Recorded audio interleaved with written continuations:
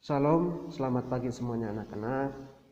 Selamat berjumpa lagi pada siang hari ini. Bagaimana kabarnya? Semuanya sehat? Dan pada pagi hari ini atau siang hari ini kembali lagi kita melaksanakan aktivitas kita, proses belajar kita yang perlu kita pelajari setiap hari atau di hari-hari yang selanjutnya. Dan untuk hari ini silakan mempersiapkan diri baik-baik anak-anak, mempersiapkan buku, peralatan lainnya supaya proses belajar kita berjalan dengan lancar, aman, dan bisa selesai dengan baik. Dan silakan lihat di subtema 3. Di sini ada 3 pembelajaran yang perlu kita belajar di sini. Tetapi saya menyampaikan yang terkait dengan materinya. Mungkin anak-anak bertanya, kok setiap kali pertemuan bisa merangkum semua dari pembelajaran 1 misalnya sampai 6. Apa? Karena dalam pertemuan mata pelajaran PKN setiap minggu itu cuma 45 menit. Ketika kita tidak merangkum semua materinya, kita mengalami kendala. Materi kita ketinggalan. Sementara materi dari mata pelajaran yang lainnya itu semakin hari semakin lancar dan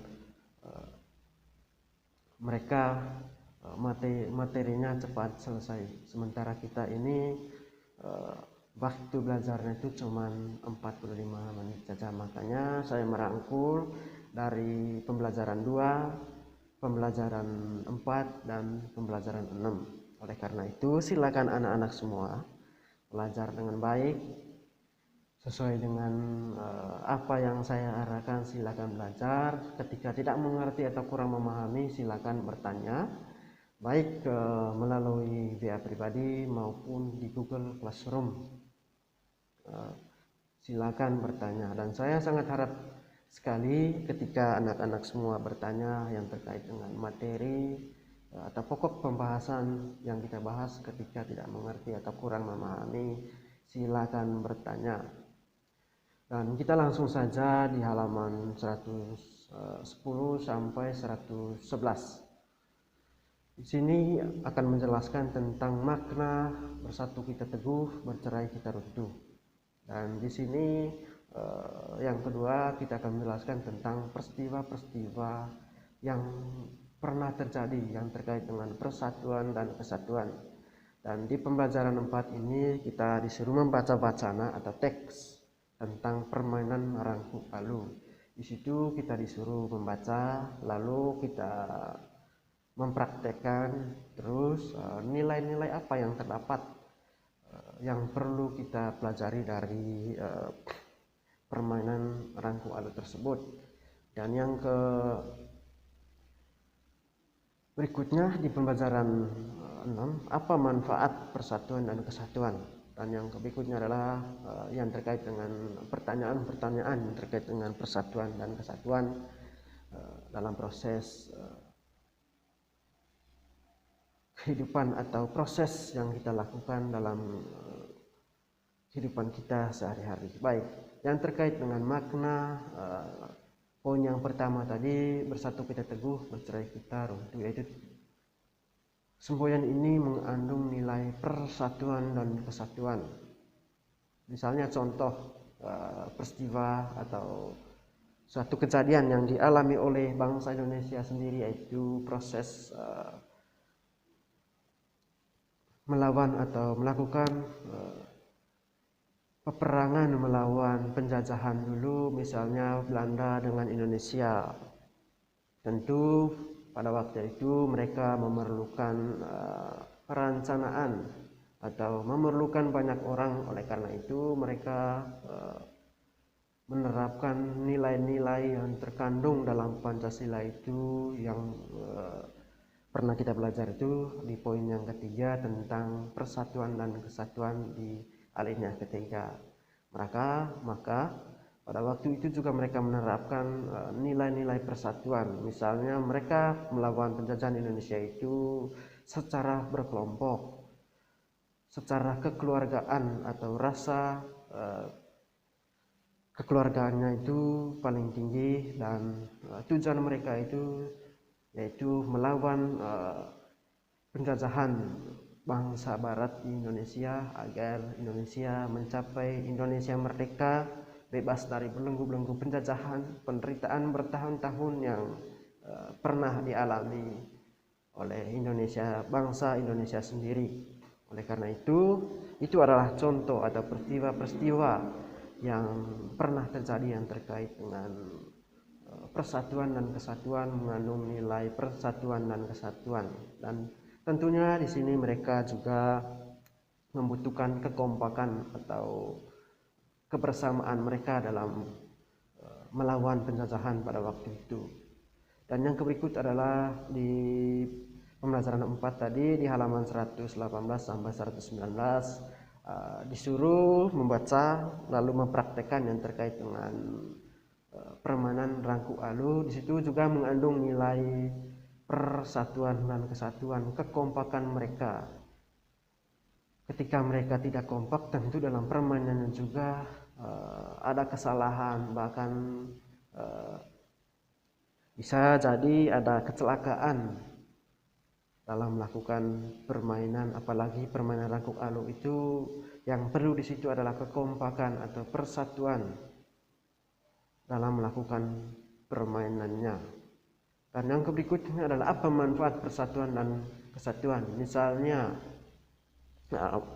ketika kita selalu bersatu dalam melaksanakan aktivitas kita atau pekerjaan yang perlu kita lakukan bersama-sama, misalnya ketika kita selalu bersama dalam mengerjakan tugasnya, tentu dalam melaksanakan pekerjaan itu cepat selesai dan agak mudah pekerjaan yang perlu kita lakukan di situ. Dan di situ juga mengandung nilai persaudaraan atau kekeluargaan yang perlu kita kembangkan dalam persatuan dan kesatuan. Yang berikutnya adalah mempunyai banyak teman. Walaupun dari latar belakang yang berbeda, tentunya kita harus menyadari, menjunjung tinggi rasa kekeluargaan atau toleransi kita terhadap teman kita, baik dari segi agama, adat istiadat, maupun suku dari setiap teman-teman kita yang mereka percayai, bahkan yang mereka lakukan dalam kehidupan sehari-hari. Itu aja poin-poin penting yang perlu kita pelajari di subtema 3 ini tentang makna kata bersatu kita teguh, bercerai kita runtuh, lalu peristiwa-peristiwa apa contohnya dalam persatuan dan kesatuan, dan apa manfaatnya. Tentu manfaatnya banyak sekali yang terkait dengan makna persatuan dan kesatuan dalam Pancasila, yang terkait dengan bunyi sila ketiga Pancasila. Oleh karena itu, untuk pertemuan hari ini cukup sampai di sini. Dan untuk tugasnya saya ketik langsung di Google Classroom.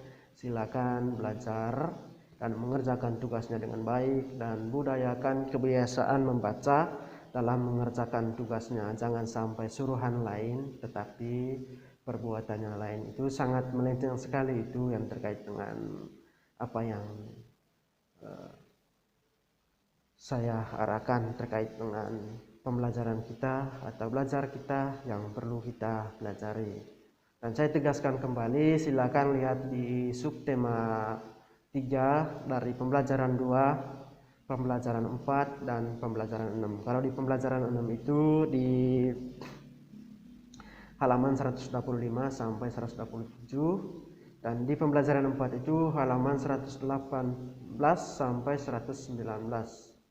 Dan di pembelajaran 2 itu di halaman 110 sampai 111. Baik, untuk pertemuan hari ini cukup sampai di sini, dan sampai ketemu lagi untuk di pertemuan hari berikutnya di minggu yang akan datang.